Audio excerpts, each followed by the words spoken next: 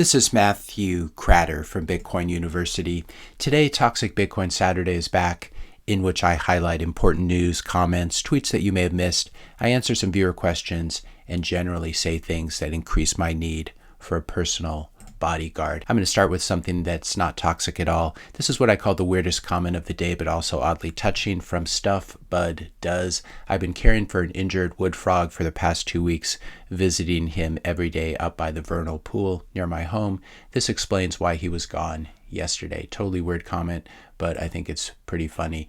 Next comment from Lasky. I would go one step further, Matthew Cratter, obviously making fun of the way I start my videos, and say that Bitcoin is also a money racket created by some shadowy character, probably the government, based on nothingness, held and manipulated by elite players, parenthesis, whales, probably illegal.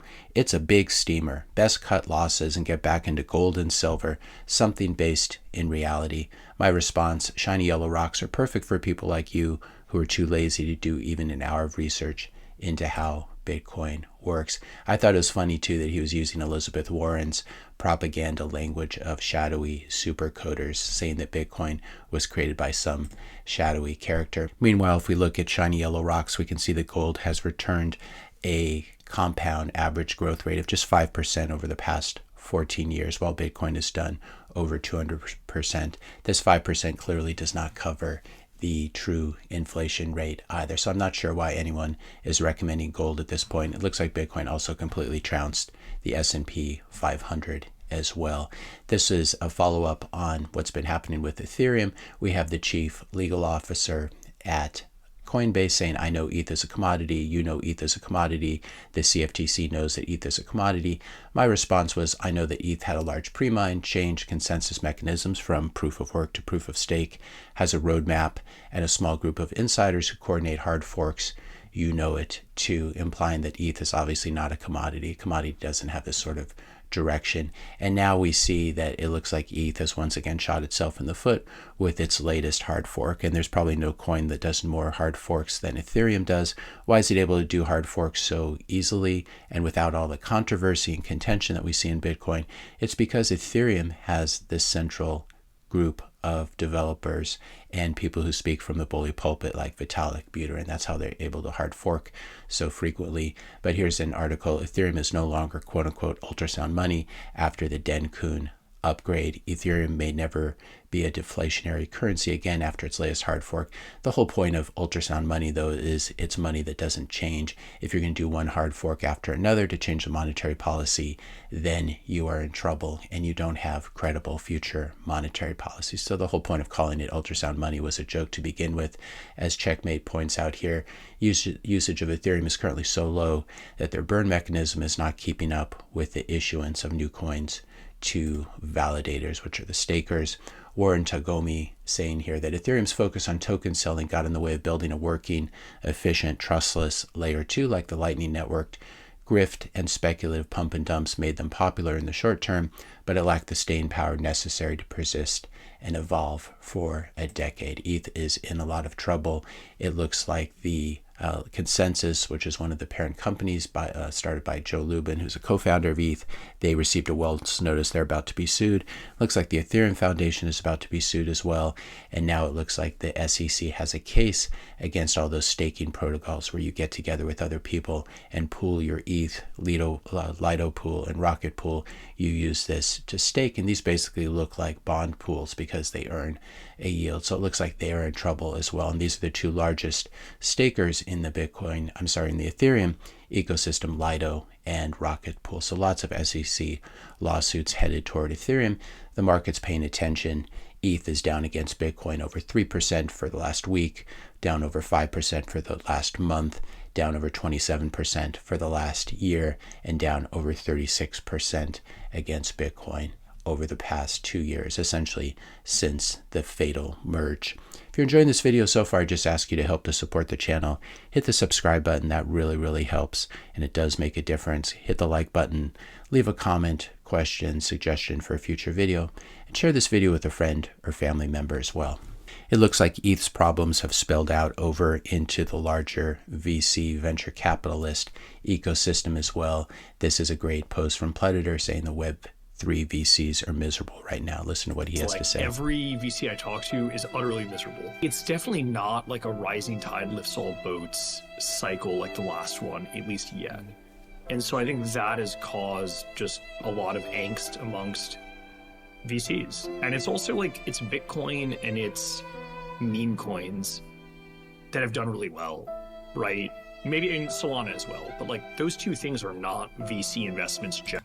Bitcoin and meme coins have done well. We obviously know which one is here to stick around. So what he's actually saying is that Bitcoin is outperforming and will continue to outperform for the future.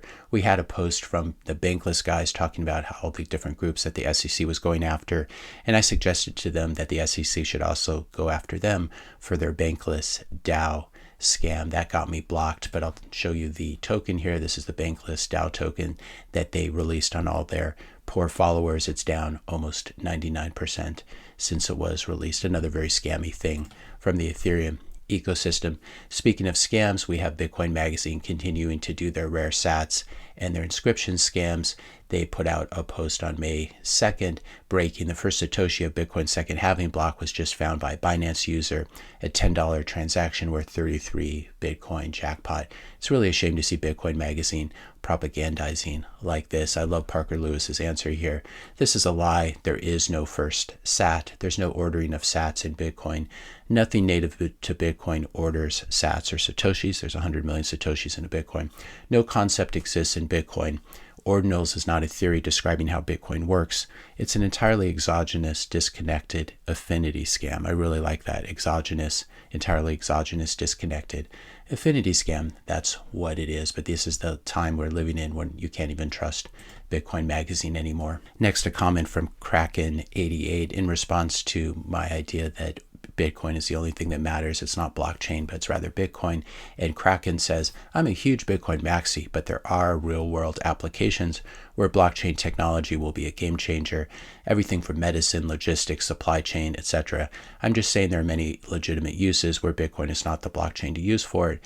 My response, pick one of those real world applications and explain how it will work and why a blockchain is better than a centralized database for it. Of course, it's crickets. Why would an individual company, for example, put their supply chain data on a blockchain? This is proprietary data. There's no reason to publish it around the world on a blockchain or even an internal blockchain. You just use a database. Comment from Bob Jonas 110. Even now, you can only use Bitcoin at places that accept it for payment. It's funny how that works. If all the exchanges are closed, then why would any store or merchant want to use something which can't be traded? It would be like me trying to pay for food using rocks. Well, one big difference is that one rock is not worth $61,000 as it is today. And then he ends it, of course, with his knowing lol. Let me help you, I responded. I buy wine from Ben with Bitcoin, and then Ben buys beef from Jason with the same Bitcoin. It's just like using dollars, except that no one can stop us in this situation. 2 more groups accepting Bitcoin.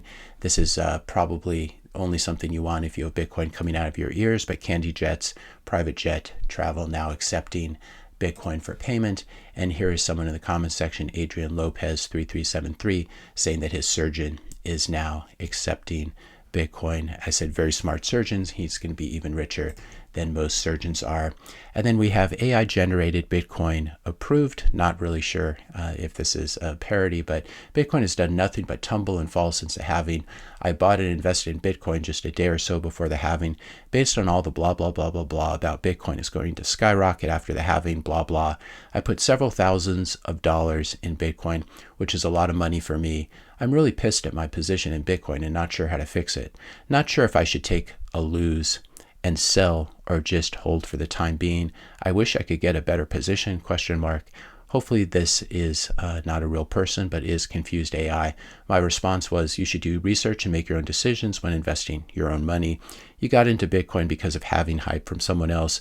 Now you're asking me what to do. Learn to make your own decisions, and that will give you the confidence to hold. For what it's worth, I'm all in on Bitcoin and holding for the rest of my life. There's some good news on the front of funding for open source Bitcoin devs and other free and open source software contributors.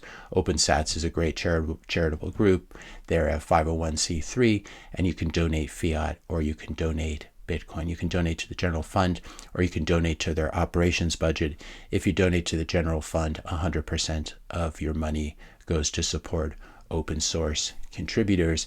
And they just received a very large donation from Jack Dorsey's group, Start Small.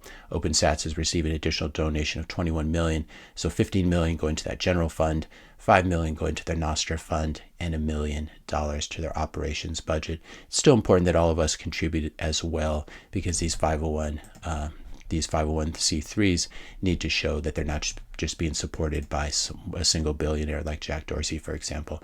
But anyway, this was very generous of him, and this will definitely help the Bitcoin and Nostr ecosystems. Sam Bankman-Fried's scammy exchange, which collapsed, is now in the process of getting ready to pay creditors, getting ready to pay people who had their Bitcoin trapped on the exchange when it filed for bankruptcy. And according to news, creditors with claims below $50,000 worth of value will receive 118% compensation. In other words, they'll get 100% of their initial investment back plus 18% interest, which covers the past few years. This is not as good of a deal as it seems. One Bitcoin was approximately $17,000 at the time of the bankruptcy when FTX filed on November 11th, 2022. Creditors are getting paid back in cash, not in kind. So if you had one Bitcoin on the exchange at the time of bankruptcy, you're going to get equivalent of $20,000. Meanwhile, one Bitcoin today is worth $61,000. And the reason they have to do it this way, as they disclosed in the press release, as previously disclosed, FTX had a massive shortfall at the time of the Chapter 11 filing in November 2022, holding only 0.01% of the Bitcoin and only 1.2% of the Ethereum. Customers believe that it held. Accordingly, the debtors have not been able to benefit from the appreciation of these missing tokens during the Chapter 11 cases. So one reason they're able to pay out 118% of the value just for the small accounts below 50,000 is because they're basically using Bitcoin and Ethereum's appreciation in order to pay everyone out. But this is one of the terrible things about leaving your Bitcoin on an exchange, even if everything works out. And in this case, these creditors are pretty lucky to get anything back, but they're getting back just a fraction of what the current Bitcoin value would be if they just held Bitcoin in cold storage. A couple stories about cold storage and why you really need to get your coins off the exchanges today before it's too late. This is from Yoga with Andy. I recently had trouble taking Bitcoin off from an Australian exchange. At first, I thought it was just network congestion. After a few hours, I realized I didn't even get a transaction ID. After contacting them, I was told to re-upload my KYC details, in other words, driver's license, things like that. After about 48 hours, I was finally able to move my Bitcoin to cold storage. Thanks for the continual warnings. And then DN2817 in the US, Coinbase did something similar to me. They would not let me move any funds until I filmed myself for their security. I had to move my head on a video to get my face and profile and say some phrases. The security and the KYC involved to get your Bitcoin off the exchanges will continue. Then at some point, you may not even be able to take significant amounts of Bitcoin off the exchanges. So definitely don't delay when it comes to that. You can download the Sparrow wallet, and then you can connect a hardware wallet like the Cold Card or the Blockstream Jade. I prefer Bitcoin-only hardware wallets like those two. Question from Florida Backroads. Thanks for doing these lectures. Question, do I really need Sparrow if I already have a good hardware wallet? Sparrow is really just the software. So I respond saying you'll need software to connect the hardware wallets to the Bitcoin network through your own node or someone else's node. Sparrow provides this connective software. So if you're familiar with Trezor, Sparrow is equivalent to Trezor Suite. If you're familiar with Ledger, Sparrow is equivalent to Ledger Live. You need the software that connects to a node and then connects to your hardware wallet. In the case of Ledger Live and Trezor Suite, you're trusting the respective nodes of Trezor and Ledger, and you definitely don't want to trust other people's nodes if you can help it.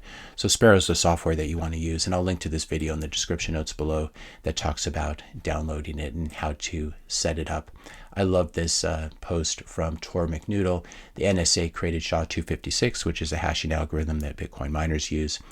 He says it created SHA-256. This is well known. This is often used as a criticism of Bitcoin, but it's pretty silly, as we've spoken about before. But he says, who cares? It's like thinking the Chinese can control bullets because they invented gunpowder. SHA-256 is just a hashing algorithm. It's just math. It cannot currently be reversed, and it does not allow the NSA to control Bitcoin in anyway. While we're talking about the NSA, we might as well talk about the WEF, the World Economic Forum, and people like Yuval Harari, whose books have been promoted by people like Bill Gates, his Sapiens book. Here's what he has to say about Bitcoin. When I look at Bitcoin as a historian, I don't like it because this is a money built on distrust. The central idea of Bitcoin is basically electronic gold, that we don't trust the banks, the governments, so we don't want to give them the ability to create as much money as they like, so we create this Bitcoin. It's a currency of distrust. Imagine asserting in this day and age, as Yuval does, that we should trust the banks and trust the governments more when we see how they've treated us over the past decade. But this guy's books, you shouldn't buy his books and you shouldn't listen to him because he's basically a WEF plant. Now we turn to Mark Zuckerberg, known for his climate change activism and also known for showing off his new $300 million mega yacht. It has 4 MTU diesel engines, can reach a top speed of 24 knots. It's absolutely massive. I like Richard Whitman's comment here. They'll tell you that you have to stop eating meat because of cow farts, stop using gas stoves, and need to stop driving an affordable, efficient vehicle while they have luxury parties on this. This is not really the product or what you buy if you're truly concerned about climate change. This question keeps coming up. What should you do to get more Bitcoin? Trade altcoins. I've had a bunch of comments addressing this. Lever up on meme coins and then cash out when the bull market is over and buy Bitcoin. In other words, trading altcoins to get more Bitcoin. I think this is a really bad idea because first of all, you're overestimating your trading ability. You're going to get eaten alive by short-term capital gains taxes as you move in and out. You also are not going to know when the bull market begins or ends. No one knows this. And if you think you know it, you're probably going to mess things up. Also, the crypto or Bitcoin exchange might not let you withdraw the Bitcoin if you wait months or years to buy it. You might end up just with paper Bitcoin that's trapped in an ETF or trapped on the exchange if you wait too long to get your Bitcoin in self-custody and instead you're just trading altcoins. This is just a terrible idea. Instead, what should you do to get more Bitcoin? I think this is a pretty good meme, how to get more Bitcoin work. And we see the guy crying. Bitstein did a good job of summarizing this as well in response to this comment that says there's Bitcoin, the rest is garbage, so pump the garbage to get more corn. In other words, trade altcoins to get more Bitcoin. Bitstein replies, don't do this, get a real job, earn Bitcoin by providing real value to real people, not by playing shell games with other degenerates and hapless retail investors. I think this is good ethical advice. I also think it is good financial advice, though of course it's not exactly financial advice. In another tweet, Bitstein saying, don't listen to what they say, watch what they do. Everyone is getting their hands on Bitcoin. So while JP Morgan Chase and Jamie Dimon continue to criticize Bitcoin, what are they actually doing at the company? They are buying some of the spot Bitcoin ETFs, as is Wells Fargo buying some of the spot Bitcoin ETFs, as is Susquehanna International Group, which owns more than $1 billion worth of Bitcoin spot ETFs. So these big banks have been buying Bitcoin in spite of what their CEOs may be telling you on CNBC. Finally, I wanted to announce, I don't know if you saw this on Twitter, but I'm going to be a speaker again, as I was last year, at the Pacific Bitcoin Festival in Santa Monica, Los Angeles. This is in October, so I'll link to this. It's going to be a great festival. It's a very intimate, smaller festival, or at least it was last year. I imagine with the bull market, it's going to be bigger this year, but you get to spend some time near the ocean in beautiful Santa Monica. And if you do end up coming, definitely come up at the end and be sure to say hi to me. I look forward to meeting more of you this year, just as I met many of you last year at Pacific Bitcoin. So I'll put a link to that in the description notes below. Also, I'm doing a live class over on Zoom on May 18th, so a week from Saturday, for Bitcoin University premium subscribers. If that's something that interests you, as well as the paid Bitcoin course and the private Bitcoin forum, as well as the class, the live class next week, be sure to sign up, and I'll put a link in the description notes below. This is really for people who've exhausted all the free material that I provide on YouTube and want to go even deeper down the rabbit hole and have conversations with people as well in the Bitcoin private forum, which has been a great place to exchange information about many subjects adjacent to Bitcoin as well. If you enjoyed this video, be sure to hit the subscribe and like buttons. Hit the notification bell if you want to be notified when I publish my next video. And let me know your questions and comments in the comment section below. Thanks a lot for watching, and I'll see you in the next video.